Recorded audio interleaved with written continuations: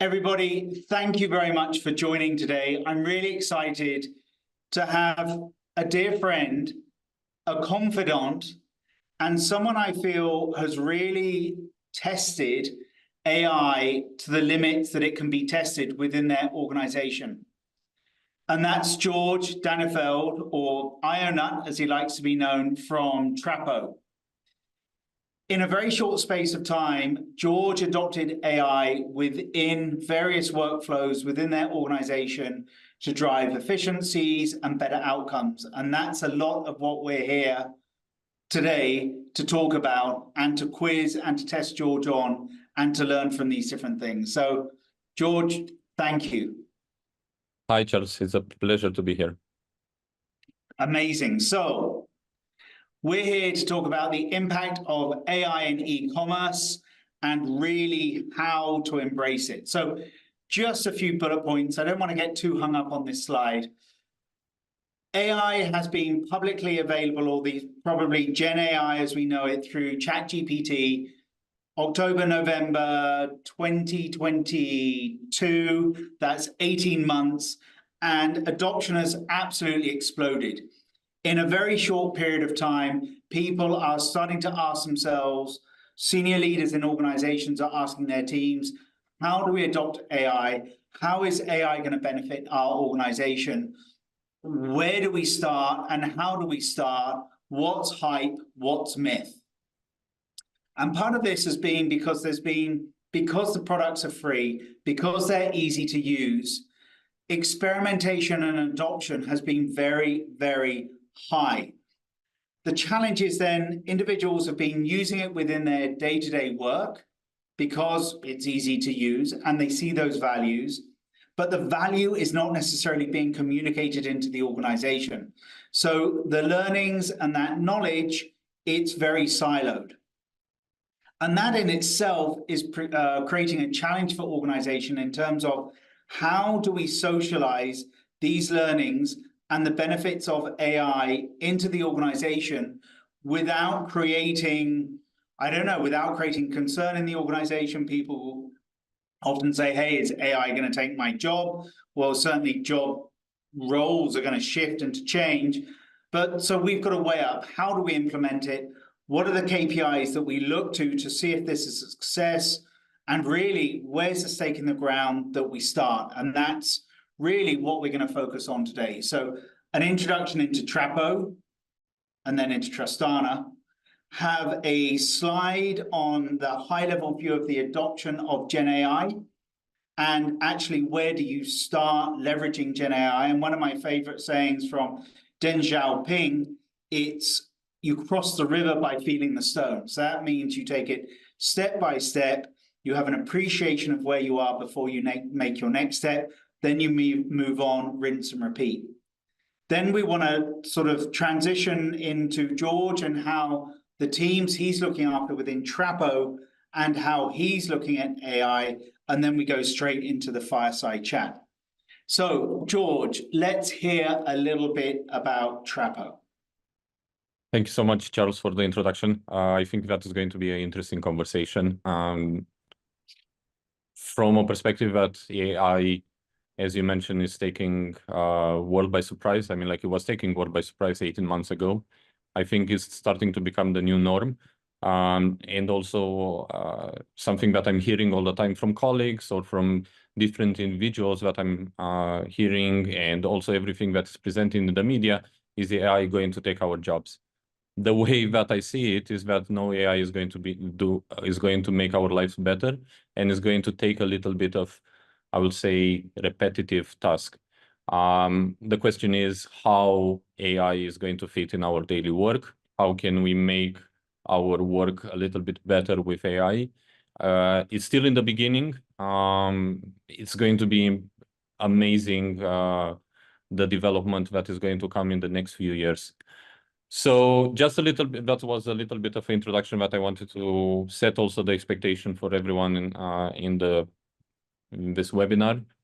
A little bit about myself, as you mentioned, George, as you mentioned, Charles, I'm the CMO of TRAPO.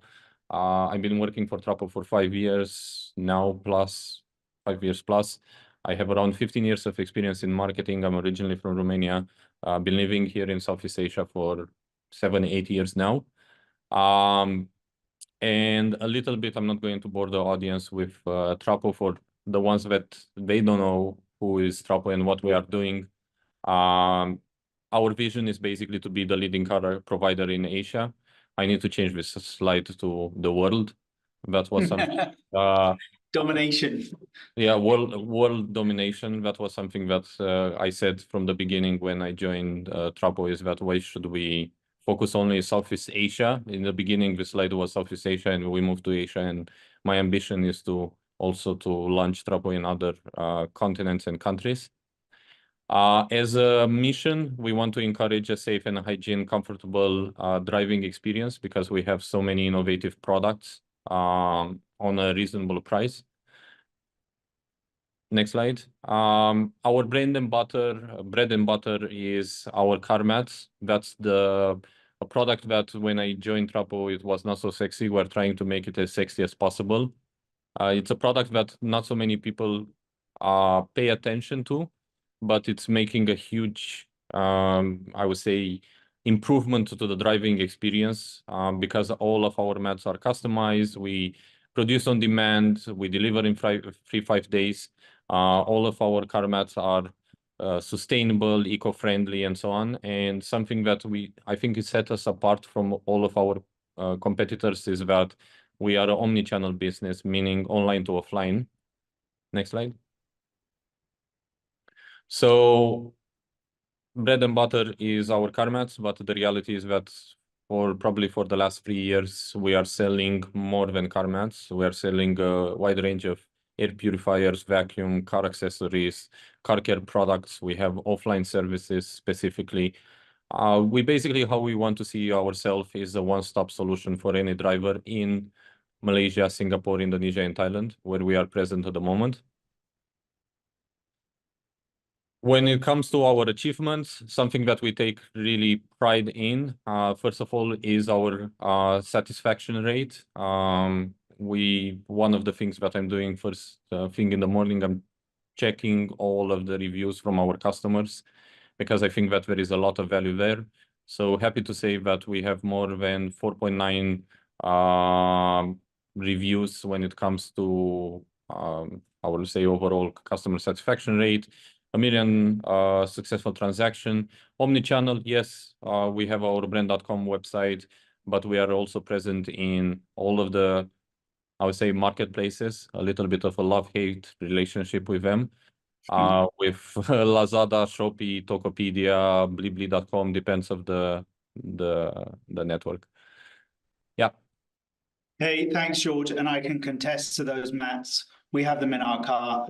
I absolutely love them. My wife absolutely loves them, and it just makes the whole experience so much easier. So I think all these achievements, they're well deserved. And it's really through you and your team's hard work, right? So it's exceptionally rewarding when you see these on the screen, knowing that that's been a great product, but also a great team to deliver that product. Yeah. A little bit about Tristana. So we are in the business of enabling brands to onboard new SKUs and manage existing SKUs at scale within the commerce chain. So let me explain what that actually means. And everything that we're doing, it is leveraging AI. And that's why I'm so passionate about putting this together, this presentation, and working with George. So at Tristana, we've been busy working on the on the engineering component of AI, and we have a large number of AI engineers part of our organization developing some very, very innovative solutions. And then we've got someone like George who's actually using solutions to enable his team to be more efficient. So a little bit about Tristana. Anyone who's in the retail industry, and any retailer specifically, or brands themselves, you often know, and you're probably very familiar with, that when you're receiving new SKUs to onboard, you're furnished with very little information. That could be an image of the product that doesn't always materialize, and a product name. Often that's all that you get, and you have to go and source for information and map that information to the destination schema, i.e. your website or the marketplaces that George talked about, so you can actually sell those products. And that process in itself is massively time-consuming, massively expensive, and it's massively repetitive. From reading everything about AI and industry news, AI can remove or significantly reduce the repetitive tasks that humans are doing now. And that at Tristana, that's exactly what we've done. So we're taking that minimal amount of information, which is the product image and the product title. Leveraging AI, we are then building a product personality. So that includes building smart product titles, product information, descriptions, and depending on the type of product that it is, maybe it's the ingredients, maybe it's the material that it's made of. So both factual data and marketing related data, and then sort of surrounding that with, at a product level, SEO keywords, so products can be easily identified at scale, right? So we've been able to sort of reverse engineer some of the performance. What is taking a one-man week, so let's say 40 hours, it's taking Tristana 3 hours. So that's removing a lot of repetitive processes and probably delivering a better outcome than a human ever could. And then just to make life even easier, that information is syndicated across multiple different channels. The results that we're getting are also equally phenomenal. This is a retailer here in Singapore. A couple of metrics that they've been looking for the performance increases with Tristana. It's been SEO rankings, and they've significantly increased. And it's also been the add to cart ratios. And all of those have actually way exceeded their expectations, which just goes to testify the value when implemented correctly that AI can bring to any organization. It's removed all that repetitiveness, and it's enabling people to focus on high value tasks that really generate the most income for the organization. So when we talk to brands, and George, now sort of more, back to TRAPO and your thoughts, I think like when people look at AI, they almost overcomplicate it, right? There's so many products, so many promises. Some of these solutions are free, some are paid, some require integrations, some require extensive onboarding. But the thing that I've really learned from you, and I've learned from myself and doing some of our own activities, it's about starting simple. Now, let me just talk through this chart. George, you've seen this quite a few times. I've shared this with you. But on the y-axis, it's about visible value. Where leveraging AI can I get the most value? And then on the x-axis, it's about AI maturity. Where can it actually transform roles, teams, and I guess then ultimately organizations? I think a lot of people probably look in that top left quadrant or that bottom right quadrant and saying, well, maybe we have to deploy our own LLM solution, or whatever I participate in, it's just got to transform the organization. But George, I think where you started at TRAPO was really in that bottom left was, okay, what can AI do really well, those repetitive tasks? How do I discover solutions that fit into that quadrant? And I know you did a lot of testing and still do a lot of testing with a lot of different solutions. How can then I design a workflow around those solutions? Or how do I need to change my workflow? Or what do I need to do to incorporate these solutions into my workflow?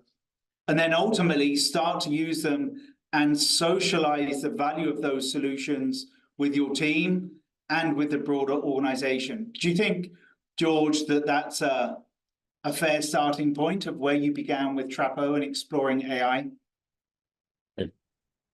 It's definitely, I would say, the way that I see it is that you mentioned also before there are so many solutions out there. We try to understand what are the pinpoints in our organization, and we try to understand how can we bring AI to take out tasks that are basically taking an awful amount of time. That's one pillar. And the second pillar is that how can we boost, for example, the part of the creative process, right? So the part of the creative process from a perspective of brainstorming or coming up with visuals or setting up mood boards, all of this is the part of the creative process. So these are just a couple of the examples where we actually started implementing AI, and probably also because of my passion for technology. Do you think, I don't want to jump ahead to the fireside chat too soon, so I've got one more slide, but do you think having that passion for technology was really a sort of jump start for you? And had you not had that passion for technology, you might not have been able to achieve some of the things that you have achieved? Well, I think that you put it also from a perspective of some people are early adopters, some people are late adopters, right? I consider myself an early adopter because the reason why is super simple. If I don't, marketing in general for me is the segment that is constantly evolving. If you don't stay relevant, you're going to become obsolete. It's exactly the same thing that I was thinking about when ChatGPT was basically came into the discussion and took the world by surprise, was that what the hell is that, right? How can I use it? How can I experiment? And I didn't understand in the beginning, right? But I was blown away by the capabilities of this new tool. I cannot say that I know all of the tools nowadays, and I'm sure that there is a lot of gap, but I think that people like us, and I'm not shy to say that when I say people like us, we are far ahead probably of 90% of the individuals in the industry for reasons that we can discuss. Okay. So it was invest the time, have the passion, identify those gaps, identify the pain points, bring that together, look for the solutions, and then deploy those solutions internally. And also Fair. ROI, I think that ROI is also a super valid point, right? How can you optimize the cost in order for the people to basically, for your members of the organization, to basically to spend more time on the strategic rather than repetitive task? Okay. Hey, well, let's come to that because that's a good point, right? On what is the cost, and I'd like to dig into that with you a little bit more. Yeah. And then, look, speaking about your organization, and this is a bit of an overwhelming chart, so I apologize in advance, but you have a pretty big team. There's a lot of moving parts within your team, and I think there's even people in your team we haven't mentioned on here. So this isn't the whole of your organization, but it's about how you started to leverage publicly available AI solutions to build bridges within job functions, i.e. content and branding is an easy one.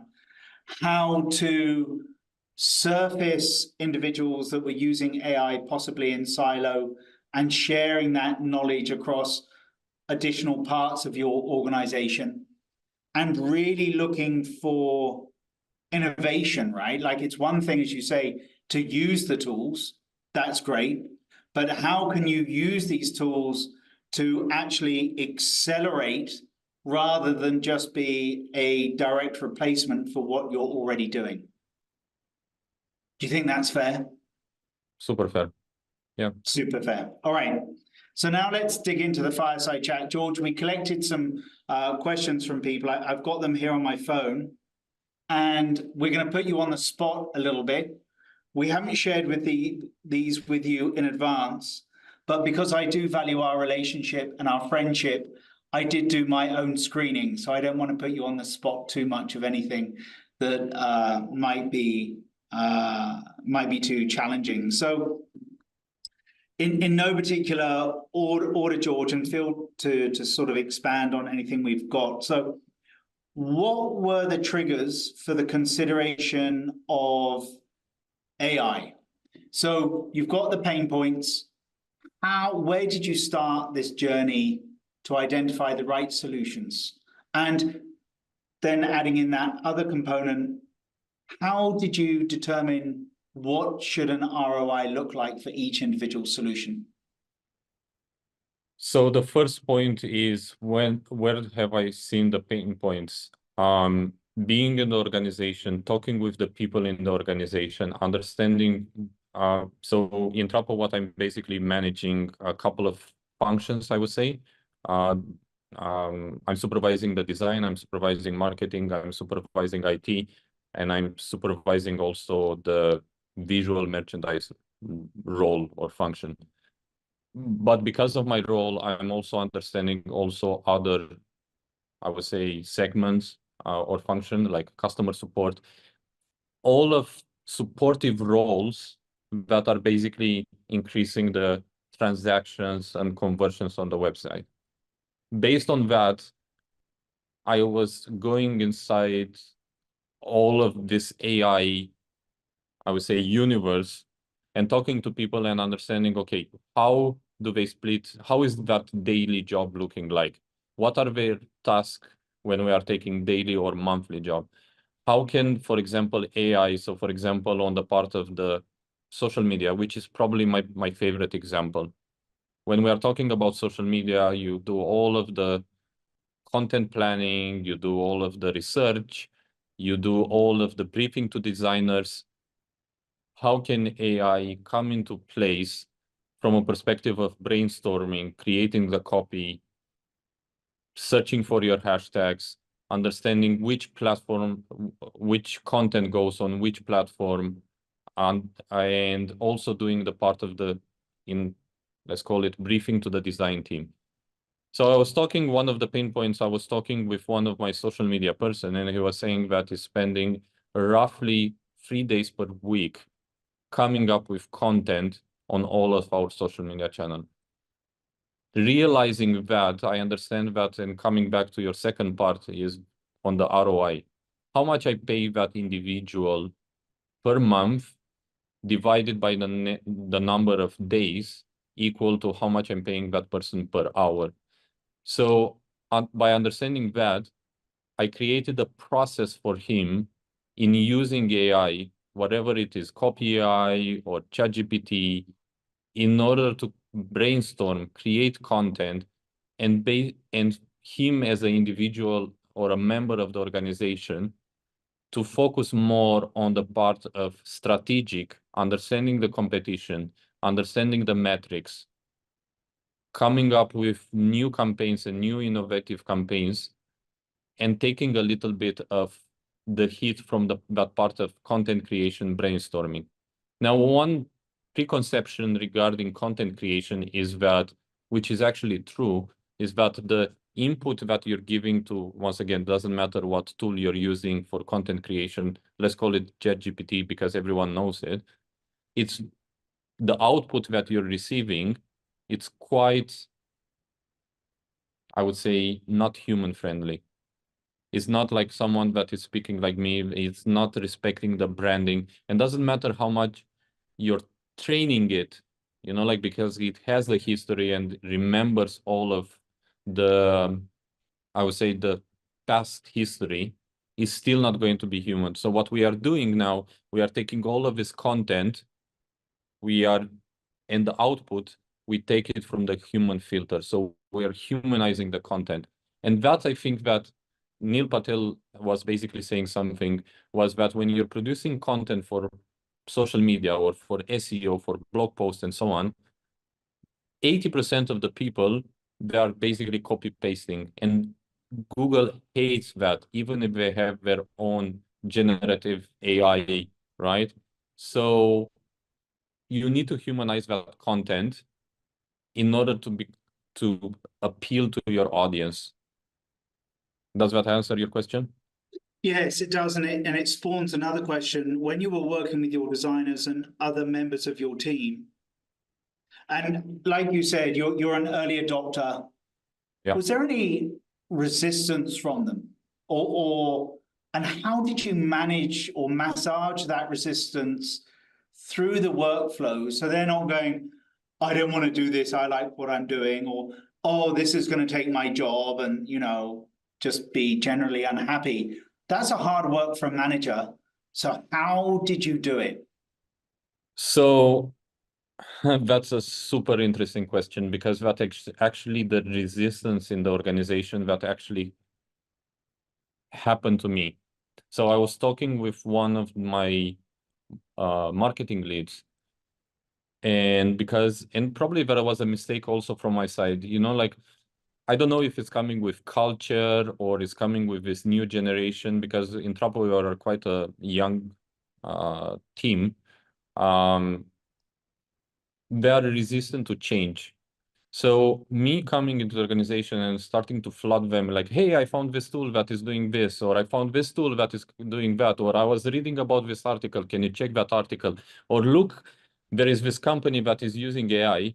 They started to be a little bit reluctant, and they started to be a little bit more defensive. And I remember clearly one conversation was like, hey, what do you want to do? You want to replace everyone with AI?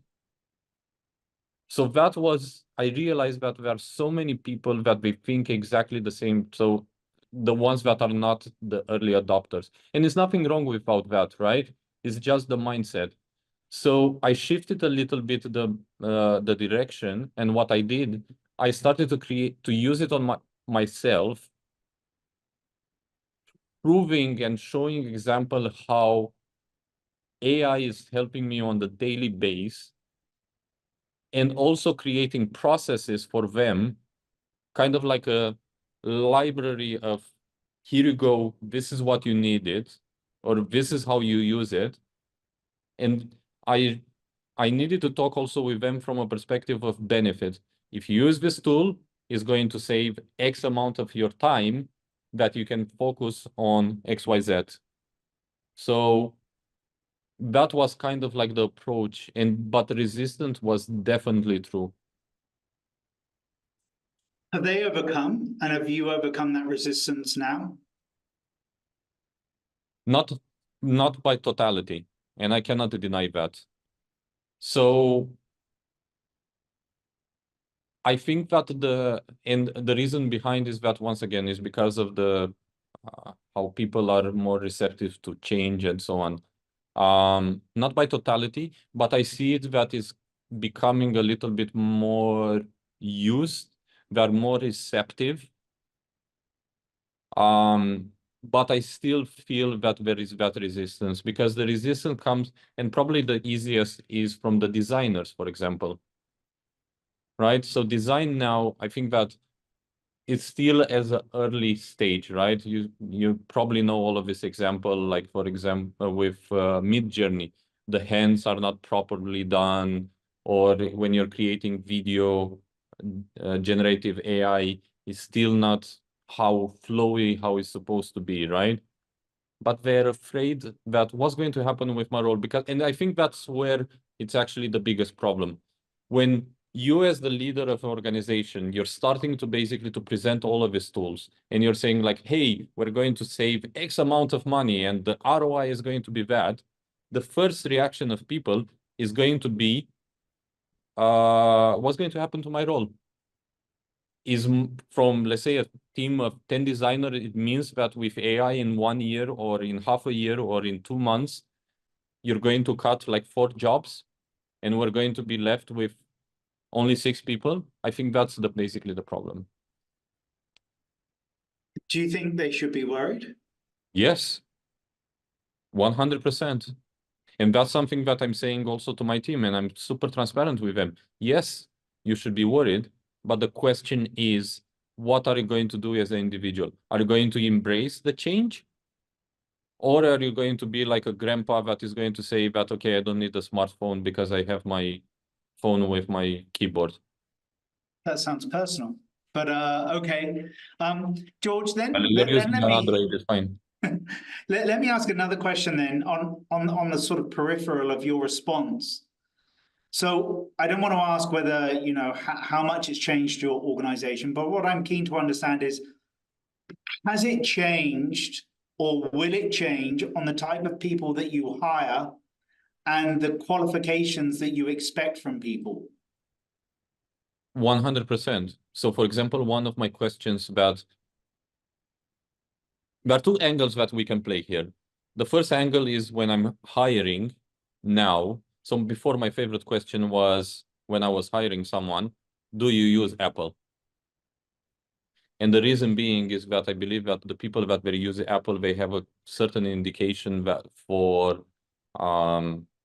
the ecosystem and the creativity and, you know, like a certain marketing style. Now, my favorite question is, do you use AI? Do you use ChatGPT? And that gives me an indication as a hiring manager that they know technology and they have kind of like understanding how to use it in the day-to-day job. Hence, the output of job is faster if they use AI, right? Coming back to the how much it takes a task. The second bucket that I think that is really important is that what I see, including myself, is that people, they feel they use AI as a crutch. And that's a mistake. Every time that, hey, I don't know how to come up with a marketing campaign, or I don't know what to do with design, they go immediately to ChatGPT or whatever other tool. Or for example, when they want to change a design, they go immediately to, I don't know, to a design tool. And that's a little bit of a problem because once again, they copy pasted without even thinking, and that output is completely wrong. People that are going to humanize the content, whatever is design, social media, customer support, SEO, etc., are the ones that are using their brains and also AI to create that perfect output that is basically converting. Okay, so the takeout from sort of that was, yes, people should be worried about their roles, but they shouldn't really be so worried about employment. They just need to be more agile. They need to adapt.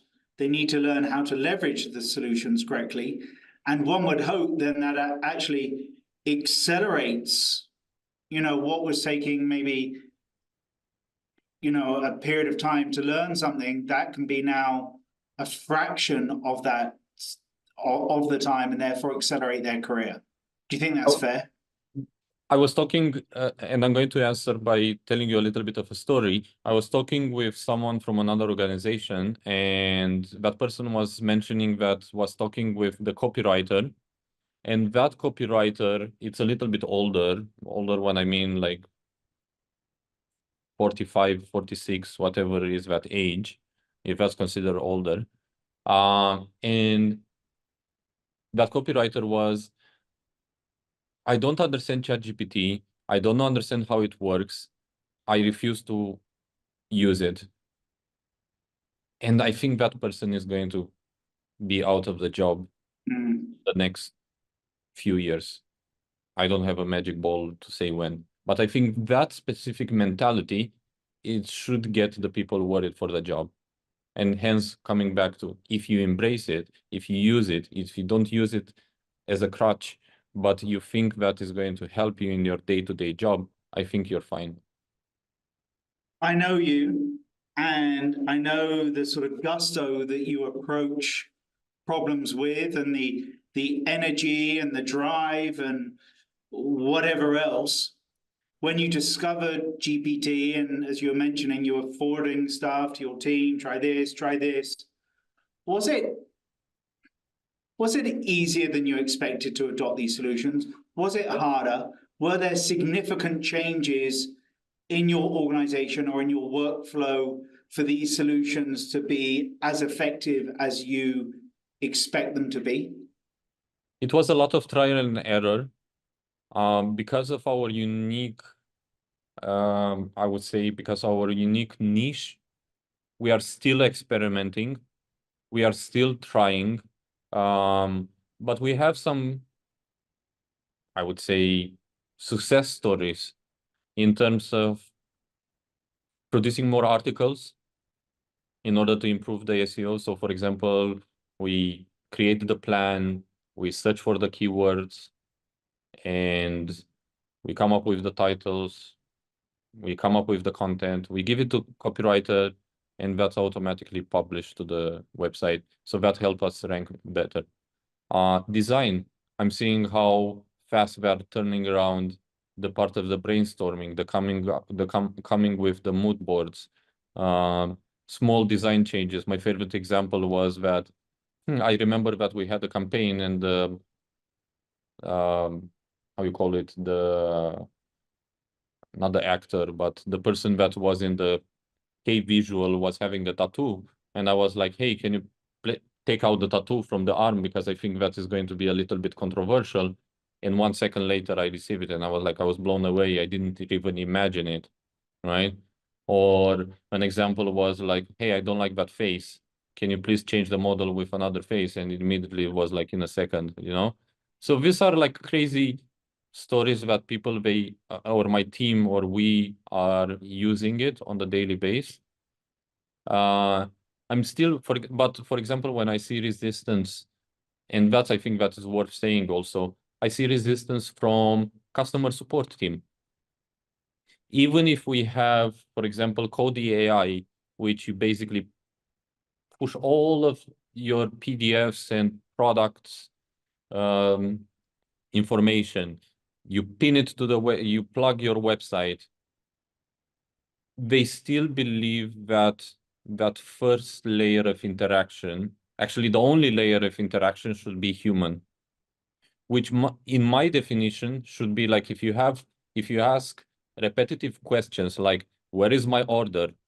Is my product produced? Where can I buy? How can I buy? Tell me about this product. All of these FAQ questions, in my opinion, should be automatic, because you already have all of the content.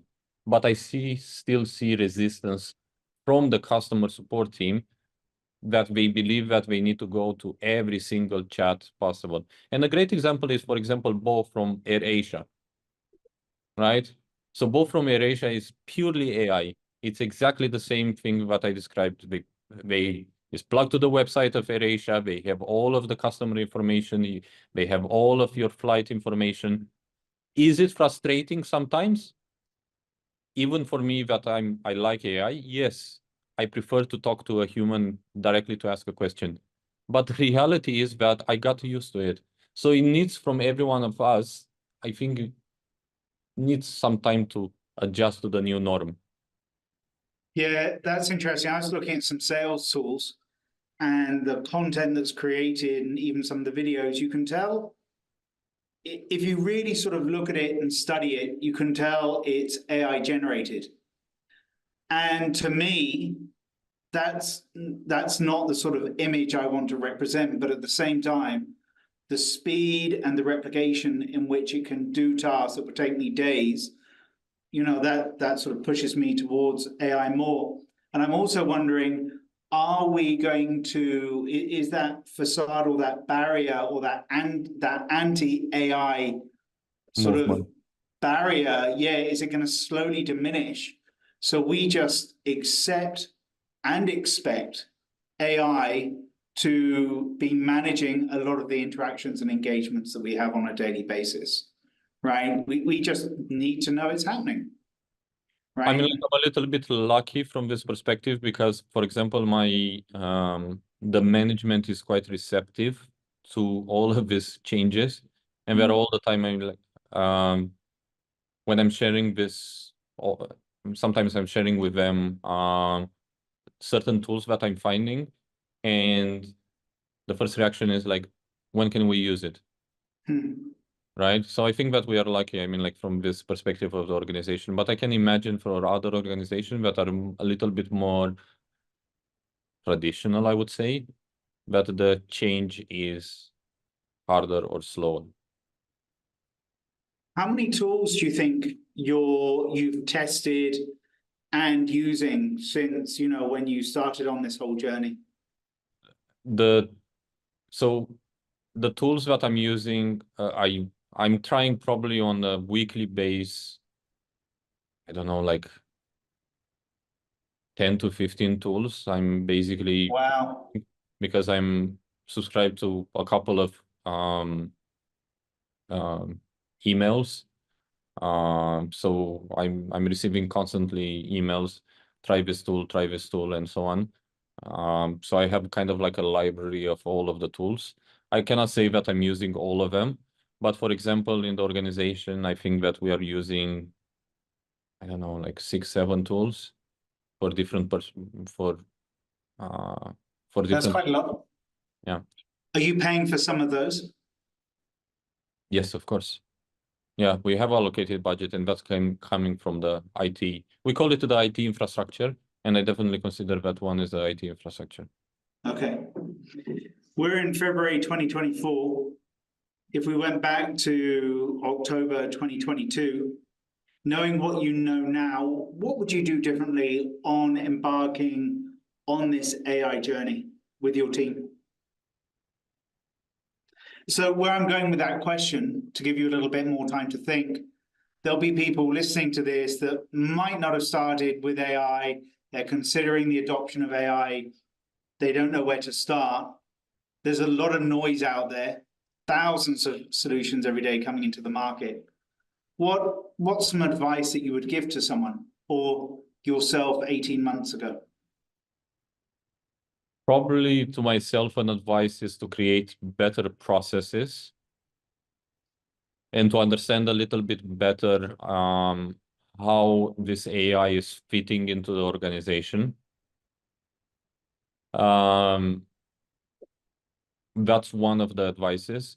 And the second advice, once I created these processes, because once again, coming back to what I said previously, one of the mistakes was I basically started to flood my team with new tools, when in reality, probably I should have done earlier case study examples, what these tools can do for them. So I think that's a things that I would do different 18 months ago. That's good advice.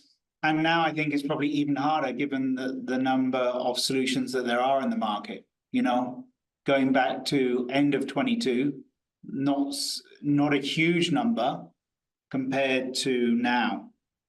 I think that what is going to change in the next revolution probably is going to be in the video generative AI. ChatGPT, OpenAI just released a glimpse a few days ago, which is freaking mind-blowing. How 12 months ago, like 12 or 16 months ago, it was that first video with Will Smith eating pasta. Spaghetti, yeah. Spaghetti. And everybody was like, oh, this is so stupid. I mean, like, this is dumb. Who can use that? Right? And in such a short period of time, you see these videos. And my first reaction was like, oh my God, this is unbelievable. And I definitely is going to take out a couple of jobs. So for example, in businesses, actually, think about stock footage. Why would you need stock footage videos? Like, for example, drone shots. You know, like you don't need it. You don't need to pay for it. So for example, my team can use it in, you know, like I produce and I shoot all of these videos, but some things are physically impossible. I mean, like a car that is wrecked, or all of this can be basically produced with these new tools. Yeah, it's mind blowing. I showed my daughter the picture of the golden retrievers. She loves golden retrievers. A picture of the golden retrievers playing in the snow. And her first question was, whose dogs are those? Exactly. Right. And she's pretty smart, clued in using GPT herself. She had no idea. So I think that here is a little bit of a catch, because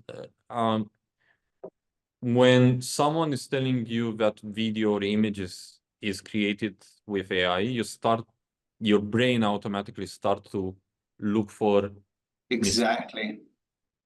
But if nobody is going to tell you that video or image is created with AI, like any other, because nowadays we are so much bombarded with so many stimulus out there, and like we open Instagram and we open I don't know, TikTok and etc. I'm sure that there is so much video that I was like, oh, wow, this is incredible. It's such an amazing footage. But I'm absolutely sure that that one is AI. But nobody was telling me. So I was taking it for granted. I think that the problem that we're going to face, because I think that's also an issue there, is that that's part of, you know, like, okay, ethic in AI. Does companies that they use AI are going to put a statement saying that that video or image or content is generated by AI? I think that's a interesting issue or We topic. should have another talk on ethics. George, my last question. I know that you're not just pushing your team, you're not just pushing your organization and TRAPO in the adoption of AI. You're you're actually challenging yourself, right? And you are an early adopter. You did create your own GPT, Yeah. right? When it first came out, I remember you and I WhatsApping and having discussions and trying to one up one another with our GPTs. Yours were a lot more functional. Mine were a little bit more fun. Do you want to share a little bit about the GPT that you created and how you've operationalized it? Yeah, so it's a super simple. I think that it started with a problem that I was having, and with the GPT store or the GPTs, I realized that I can solve one problem, which is basically the content analyzing and the analyzing of content and data. So what basically this GPT can do, it can analyze your creative. So you upload, for example, any media file. It can be an image, a video, Excel, or PDF, and can basically give you feedback. And not only feedback, but can give you also some suggestions. How can you improve that visual? Can help you with, for example, variations of brainstorming. So, for example, if you have an idea regarding what campaign you should do or what kind of content you can create, it can give you feedback. Things that I realized that there is a problem, and ChatGPT can help me is with data analyzing. So, for example, I can export like a Excel, and I can say that, okay, do analytics, statistical analysis on my ad performance for the past 1 year, and tell me where do you think that there are basically pros and cons regarding my ads, and tell me what are going to be the improvement plans. So that's a little bit in the nutshell what my GPT is doing, or the ones that I created. I sound like a father that created a baby.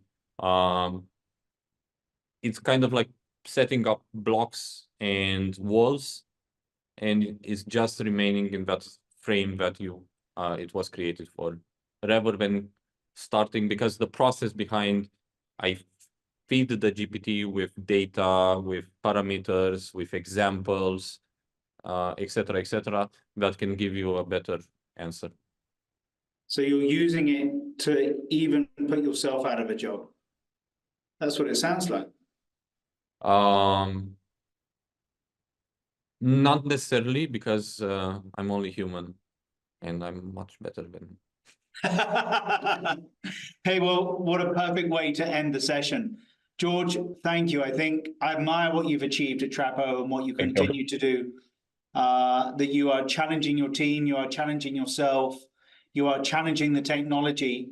You're not getting carried away with solutions that don't work. You're trying solutions, you're testing them, you're gradually implementing them. And at the same time, probably the hardest part of all this, it's not the technology, but it's massaging the team and ensuring your team are comfortable in using the technology and that they feel safe in an environment in which to do so without sort of any threat. So that's very admirable. Thank you very much, George, for this session, for your time and sharing some of the AI love. Thank you so much, Charles. It's been an absolute pleasure to be here, and thank you so much for the invitation. Amazing. Thank you, George, and thank you everybody for listening. Bye-bye. Bye.